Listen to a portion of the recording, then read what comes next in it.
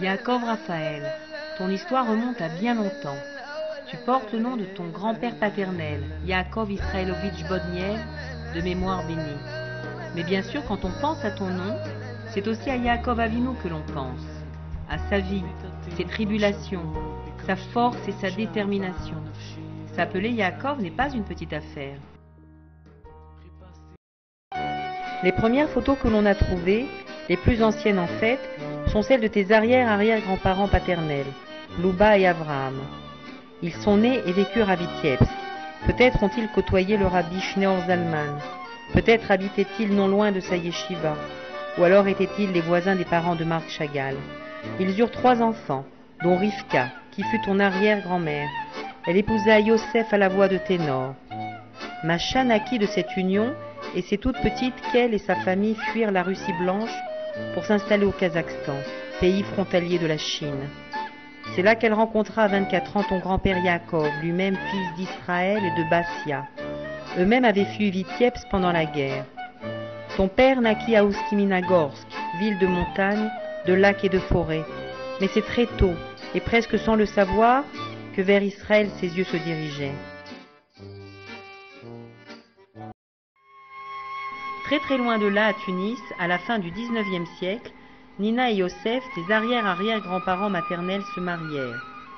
Fritna, leur seule et unique fille, épousa Félix. Une fille leur naquit et 6 garçons. La fille, Nina Jeannette, ta grand-mère, fut une des plus jolies filles de Tunis. Moi, je pense qu'elle était la plus jolie fille de Tunis. Élie et Meïcha eurent 2 fils. Roger, ton grand-père, et René. Roger choisit la France et René Israël. Mais c'est encore à Tunis que Roger tomba sous le charme de Nina. C'est à Tunis aussi que je naquis, cadette choyée entre mes 2 frères. En 1961, toute la famille arriva en France, là où je grandis, jusqu'à ce mois de février 1992, où le jour même où je débarquais en Israël, je rencontrai ton père.